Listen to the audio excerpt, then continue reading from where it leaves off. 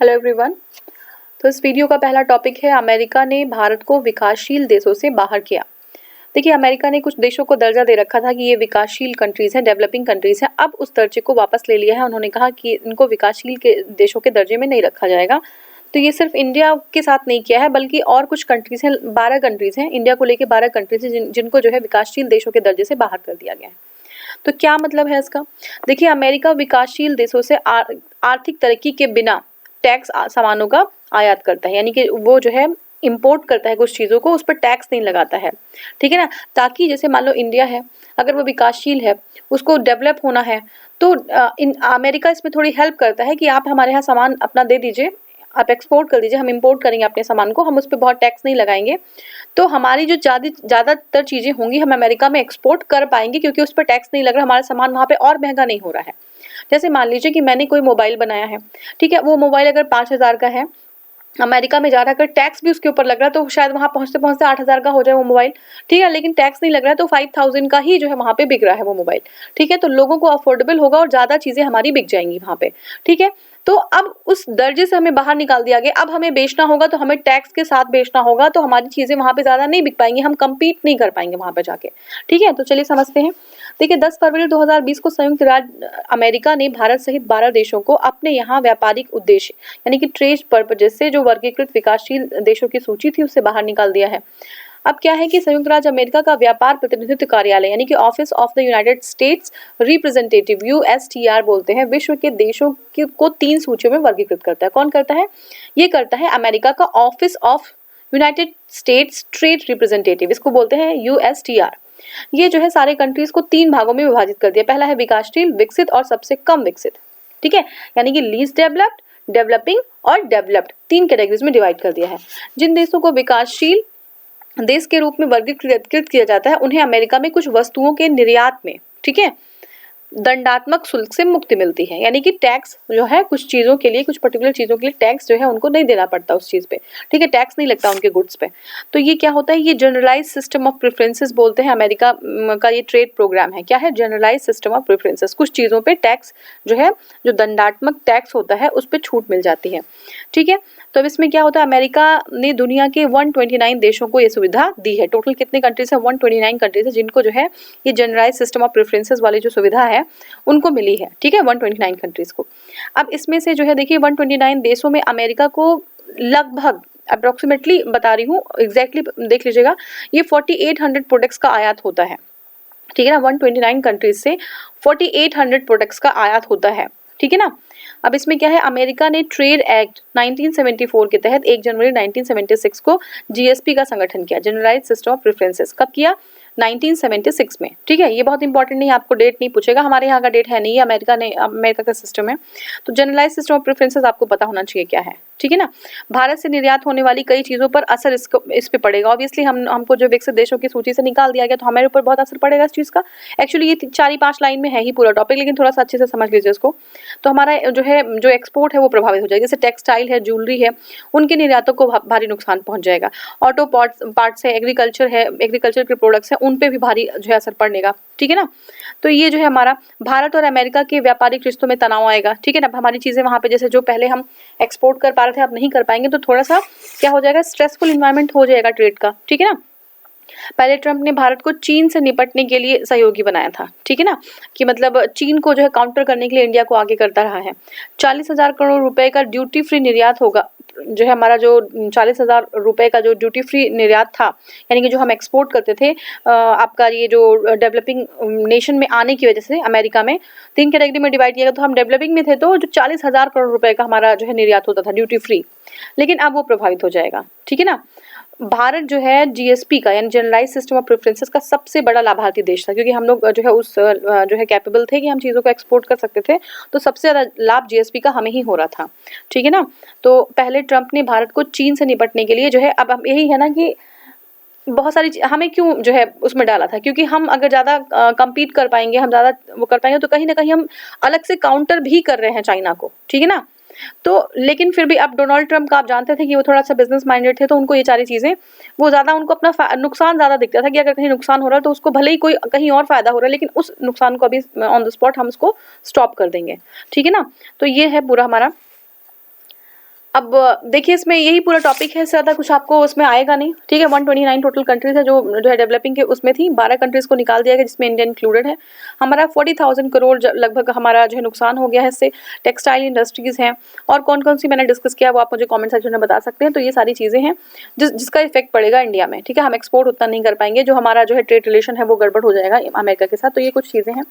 अब देखिए Gandhi king exchange act क्या है, ठीक है। गांधी किंग एक्सचेंज हाल ही में अमेरिकी कांग्रेस समिति ने महात्मा गांधी और मार्टिन लूथर किंग जूनियर की विरासतों को बढ़ावा देने के लिए एक कानून जारी किया है। कानून अमेरिकी संसद में पारित किया है, ठीक है ना। किसको? गांधी और किंग दोनों की जो है विरासत है उसको जो है बढ़ावा देने के लिए अमेरिकी संसद में एक कानून पारित किया गया है। गांधी किंग विनिमय संघ का उद्देश्य मार्टिन लूथर किंग जूनियर और महात्मा गांधी के कार्यों एवं विरासतों का अध्ययन करने के लिए अमेरिका एवं भारत के मध्य विनिमय यानी परस्पर आदान प्रदान करने की पहल की स्थापना करनी होगी। तो इसमें बहुत ज़्यादा डिस्कस करने की जरूरत नहीं है। ये जो है एक एक्ट है ना, ये पारित किया गया है अमेरिका में कि ताकि हम मार्टिन लूथर जूनियर और जो हमारे गांधी जी हैं उनकी विरासतों को हम सही से समझ सके, लोगों को समझा सके, हम अपना इन्वायरमेंट है उसको हम और बेहतर बना सके, ठीक है ना। अब नेक्स्ट हमारा है 30th पूर्वी एशिया शिखर सम्मेलन, 13वीं पूर्वी एशिया शिखर सम्मेलन 2019 की बात है, ये पुरानी है। ये नवंबर 2019 में आयोजित 13वीं पूर्वी एशिया शिखर सम्मेलन बैठक में भारत का प्रतिनिधित्व किसने किया था? हमारे प्रधानमंत्री नरेंद्र मोदी जी ने किया था। और प्रधानमंत्री द्वारा सिंगापुर में संपन्न हुए, इस कहाँ पे हुआ था ये 13वीं, ये जो कहाँ पे सिंगापुर में जो है हुआ था हमारी, आपका ये देख लीजिए इसको, 13वीं है ये, 13वीं पूर्वी एशिया शिखर सम्मेलन है, 13वीं पूर्वी एशिया शिखर सम्मेलन है, ये याद रख लीजिएगा। सिंगापुर में जो है इसका आयोजन हुआ था।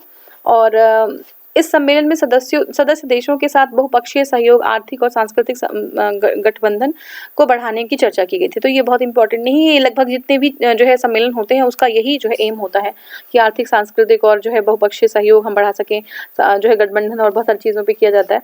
देखिए 11वां ब्रिक्स सम्मेलन, ठीक है, 11वां ब्रिक्स सम्मेलन। तो देखिए नवंबर 2019 को 11वां ब्रिक्स सम्मेलन ब्राजीलिया, ठीक है, अगर हम स्पेसिफिकली देखें तो जो है ब्राजील की कैपिटल सिटी है ब्राजीलिया, वहाँ पे संपन्न हुआ। तो याद रखिएगा जो 11वां ब्रिक्स सम्मेलन था वो ब्राजीलिया में हुआ। और इस सम्मेलन की अध्यक्षता ब्राजील के राष्ट्रपति जायर बोल्सोनारो, ठीक है, जायर बोल्सोनारो ने की, ठीक है। किसने की अध्यक्षता? जायर बोल्सोनारो ने की। इसकी थीम थी नवोन्मेषी भविष्य के लिए आर्थिक विकास, यानी economic growth for an innovative future. तो क्या था? Economic growth for an innovative future. तो ब्रिक्स की कंट्रीज कौन कौन सी है? 5 countries, Brazil, Russia, India, China and south Africa. कौन कौन सी है? Brazil, Russia, China, India and south Africa. तो ये 5 कंट्रीज हैं, ठीक है। तो देखिए जो नेम है ये जो ब्रिक्स है वो economic growth for an innovative future, इसका जो थीम था 11th ब्रिक्स का थीम क्या था? Economic growth for an innovative future. याद रखिएगा economic growth for an innovative future, ठीक है ना, economic growth for an innovative future ये थीम था, ठीक है। और ठीक है, तो इसमें जो है क्या था कि इंटरेक्शन हुआ था ब्राज़ील बिजनेस काउंसिल के साथ, ठीक है ना। और इसमें जो चीज़ें हैं, जैसे मान लीजिए एग्रीकल्चर है ना, एग्रोटेक स्टार्टअप के लिए जो है बात की गई कि स्टार्टअप कैसे हम और एग्रोटेक क्षेत्र में कर सकते हैं, ठीक है ना। पीपल्स का जो है पीपल्स और फार्मर्स के बेटरमेंट के लिए क्या स्टेप्स लिए जाने चाहिए।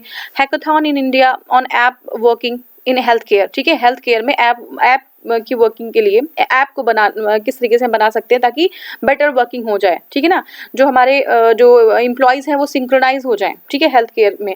तो इसके लिए हैकाथॉन ये भी बात की गई थी, ठीक है। तो ये चीज़ हमारी थी, ये ब्रिक्स था, ठीक है, ब्राज़ीलिया में हुआ था, थीम थी economic growth for innovative future. प्रधानमंत्री नरेंद्र मोदी जी ने अध्यक्ष जो है वो रिप्रेजेंट किया था इंडिया को, अध्यक्षता जो है जायर बोल्सोनारो ने किया था जो ब्राज़ील के राष्ट्रपति हैं। अब हम बात करेंगे COP25 की, ठीक है। दिसंबर 2019 में स्पेन की राजधानी स्पेन की राजधानी मैड्रिड में जो है जलवायु परिवर्तन पर संयुक्त राष्ट्र framework, United Nations framework convention on the climate change UNFCCC के शीर्ष निकाय कॉन्फ्रेंस ऑफ पार्टीज कोप के 25th सत्र का आयोजन किया गया। तो क्या है ये UNFCCC के शीर्ष निकाय कॉन्फ्रेंस ऑफ पार्टीज के कोप के 25th सत्र का आयोजन किया गया, ठीक है ना। अब ये देखिए एक्चुअली प्रॉब्लम ये थी कि जो COP25 था इसमें थोड़ा सा हम आगे अगर देखें तो ये फेल हो गया था। तो what was the reason behind it, fail क्यों हुआ कोप, ठीक है ना। अब देखिए होता क्या है, कोप के बारे में अगर हम थोड़ा सा बैकग्राउंड पढ़ें तो हम पेरिस क्लाइमेट एग्रीमेंट पढ़ेंगे, ठीक है ना। तो ये क्या था कि जो ग्लोबल जो हमारा एवरेज टेम्परेचर था, ठीक है, उसको 2.5 से बिलो रखना था एवर प्री इंडस्ट्रियल लेवल। जो मतलब हमारा जो प्री इंडस्ट्रियल लेवल था, जब हमारा इंडस्ट्रियलाइजेशन शुरू हुआ था उसके पहले से हम लेंगे और उससे अभी जो हमारा टेम्परेचर उसको 2 डिग्री सेंटीग्रेड हम उसको क्या करेंगे, उसको हम बिलो रखेंगे, ठीक है ना। तो ये चीज़ था और अगर हो सके तो हम 1.5 तक इसको बैलेंस करेंगे, ठीक है ना। तो इसके लिए बहुत सारी मीटिंग्स की गई, कॉन्फ्रेंस किया गया और जो है ये 100 बिलियन जो है एक ईयर में क्लाइमेट रिलेटेड फाइनेंस की बात की गई, 2020 तक ये किया जाएगा, ठीक है ना। तो ये सारी जो है शुरू हुई थी। ये आपका UNFCCC कोप जो हमारा 25 था वो फेल हो गया था। फेल होने के क्या रीजंस थे वो मैं अभी डिस्कस नहीं करूंगी, अदरवाइज ये बहुत लंबा खिंच जाएगा, तो मैं सोच रही थी इसको यहाँ पर डिस्कस कर देने के लिए, लेकिन आप मुझे कमेंट सेक्शन में बता सकते हैं, ये काम आप भी कर लेंगे कि कोप 25 फेल क्यों हो गया, ठीक है, what was the reason behind it, ये आप मुझे बताइएगा। सार्क 2020 देख लेते हैं। देखिए सार्क 2020 वर्चुअल शिखर सम्मेलन है। सार्क 2020 क्या है, एक वर्चुअल शिखर सम्मेलन है। भारतीय प्रधानमंत्री नरेंद्र मोदी की आह्वान पर सार्क 2020 वर्चुअल कॉन्फ्रेंस आयोजित किया गया। अब देखिए ये जो कोरोना का टाइम था, इसमें कोई भी जो है ऐसा कॉन्फ्रेंस जो है फिजिकली लीडर्स मीट नहीं कर रहे थे, वर्चुअल कॉन्फ्रेंसेस ही ज्यादा हो रही थी। ये हुआ 15 मार्च 2020 को। इसके लीडर जो है नरेंद्र मोदी रहे, ठीक है ना। ये मौजूदा कोरोना महामारी के कारण इसका आयोजन जो है इस तरीके से किया गया था।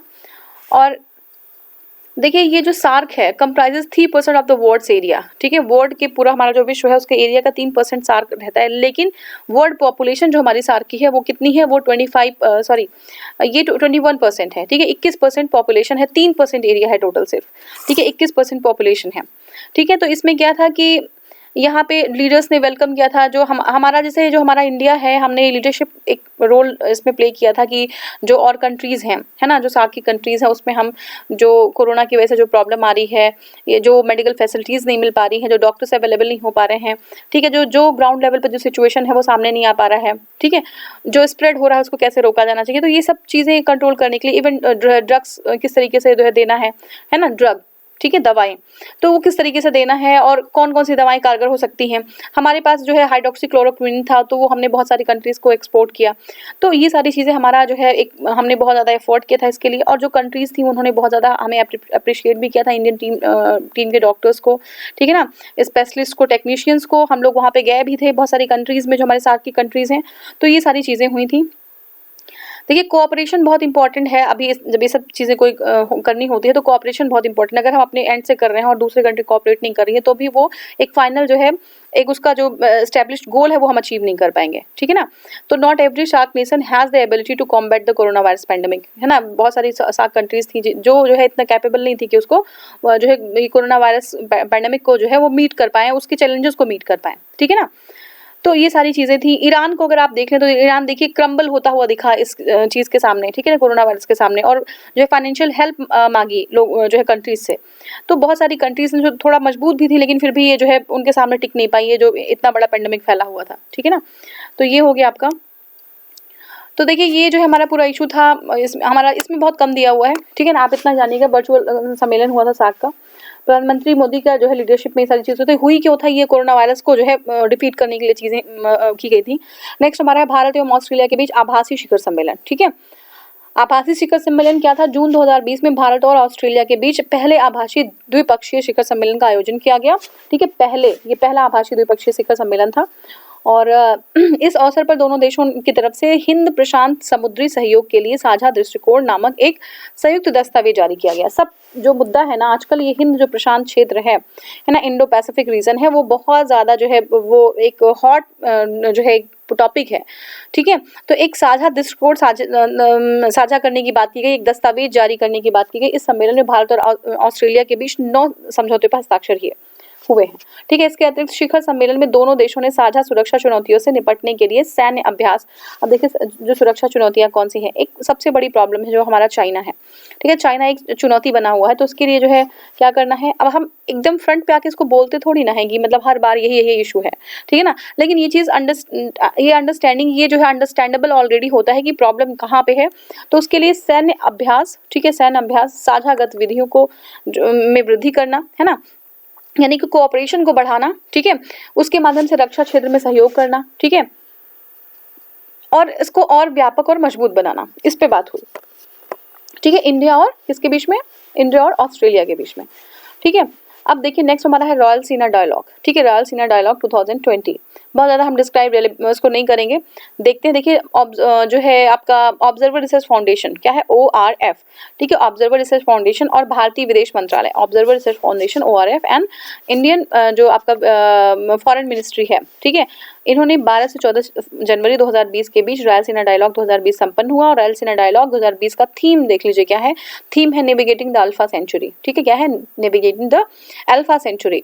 आप मुझे कमेंट सेक्शन में बताएंगे कि रायलसीना डायलॉग कब से स्टार्ट हुआ था और क्या इसका एम है, क्यों रायलसीना डायलॉग रखते हैं, ठीक है, कौन जो है इसके पार्टिसिपेंट्स हैं, तो ये आप मुझे कमेंट सेक्शन में बताएंगे। नेक्स्ट हमारा सागरमाला संवाद 2020। देखिए, अगर हम बहुत ज़्यादा डिस्कस नहीं करेंगे तो एटलीस्ट आपको तो कम से कम बताना चाहिए कि इसके बारे में जानना चाहिए। बहुत सारे लोग जानते भी होंगे, बहुत सारे लोग अभी स्टार्ट कर रहे होंगे, तो उनको जानना चाहिए, क्योंकि अब मैं यहाँ पे डिस्कस करती हूँ तो थोड़ा सा वीडियो लंबा हो जाता है। आप सभी लोग को, कुछ लोग को लगता है टू द पॉइंट नहीं पढ़ा रहे हैं, है ना, टू द पॉइंट यहाँ पे डिक्टेट नहीं किया जा रहा है।